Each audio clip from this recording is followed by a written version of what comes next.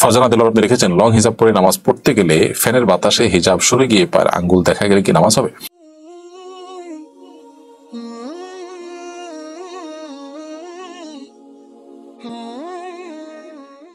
ফারজানা দিলওয়ার আপনি লিখেছেন, লং হিজাব পরে নামাজ পড়তে গেলে ফ্যানের বাতাসে হিজাব সরে গিয়ে পায়ের আঙ্গুল দেখা গেলে কি নামাজ হবে? অসুবিধা নেই, এতে নামাজ হবে। আর দ্বিতীয়ত হলো যে যদি সতরের কোনো অংশ সামান্য এক ঝলকের জন্য একটু সরে যায় আবার ঠিক হয়ে যায়, তাহলে এর কারণে নামাজ হবে না, ব্যাপারটা সেরকম না। সাইফুল লস্কর লিখেছেন, ইন্ডিয়া থেকে বিধর্মীদের অনুষ্ঠানে কোনো খাবার খেতে পারবো কিনা? অনেক সময় হিন্দু বন্ধুরা নিমন্ত্রণ করেন, গ্রহণ না করলে মন খারাপ করেন।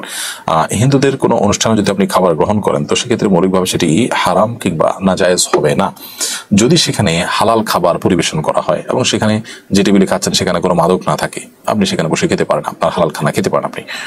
তবে অনুষ্ঠানটাই যদি এরকম হয় যে অনুষ্ঠানটাতে আসলে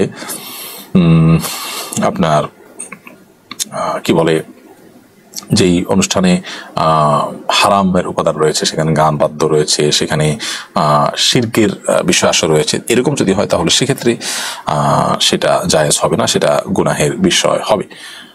অতএব ওই অনুষ্ঠানে কি হচ্ছে সেটা গুরুত্বপূর্ণ বিষয়, আপনি কি খাচ্ছেন সেটা গুরুত্বপূর্ণ বিষয়। এর বাইরে সেখানে আসলে আপনার জন্য শরিয়ার বিধিনিষেধের আর কোনো গণ্ডি বা সীমা নেই। অন্য ধর্মাবলম্বী হলেই যে তাদের সাথে এক মজলিসে বসে খাওয়া যাবে না বা তাদের দাওয়াতে খাওয়া যাবে না, ব্যাপারটা সেরকম না। নবী করিম সাল্লাল্লাহু আলাইহি ওয়াসাল্লাম ইহুদির দাওয়াতে কিন্তু খেয়েছেন। বিধায় হালাল কিনা এবং সেই অনুষ্ঠানে গেলে কোনো হারামের উপাদান থাকছে কিনা, আপনার সাথে সম্পৃক্ত হতে হচ্ছে কিনা, এটা হলো গুরুত্বপূর্ণ বিষয়।